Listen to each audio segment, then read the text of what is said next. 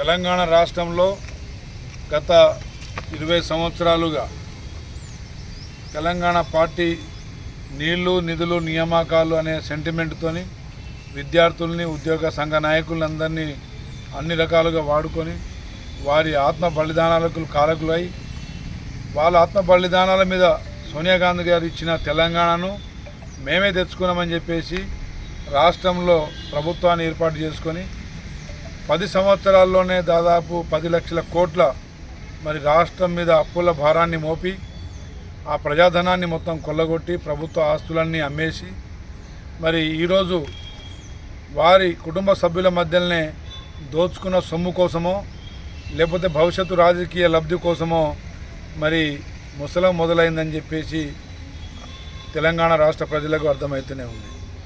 ఈరోజు కేటీఆర్ గారు హరీష్ రావు గారి ఇంట్లో 2.5 గంటలు సుదీర్ఘ చర్చ చేయడానికి మతలబేందో తెలంగాణ రాష్ట్ర ప్రజలకు వారు తెలియజేయాలి.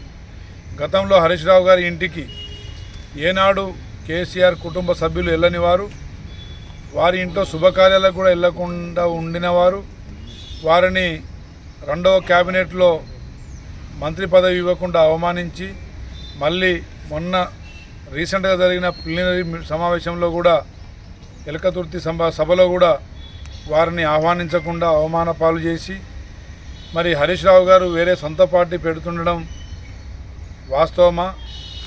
కవిత గారు కూడా కల్వకుంట్ల కవిత గారు కూడా మరి నా మీద మా సొంత పార్టీ కుటుంబ సభ్యులే అపవాదులు వేస్తున్నారు, నిందలు లేపుతున్నారని చెప్పేసి అసత్య ప్రచారాలు చేస్తున్నారని చెప్పేసి చెప్పడం కూడా మీడియా పరంగా మనం చూసినాం. ఇదంతా గమనిస్తే కేసీఆర్ కుటుంబ సభ్యుల మధ్య ఆధిపత్య పోరు, రాజకీయ స్వార్థాలు మరి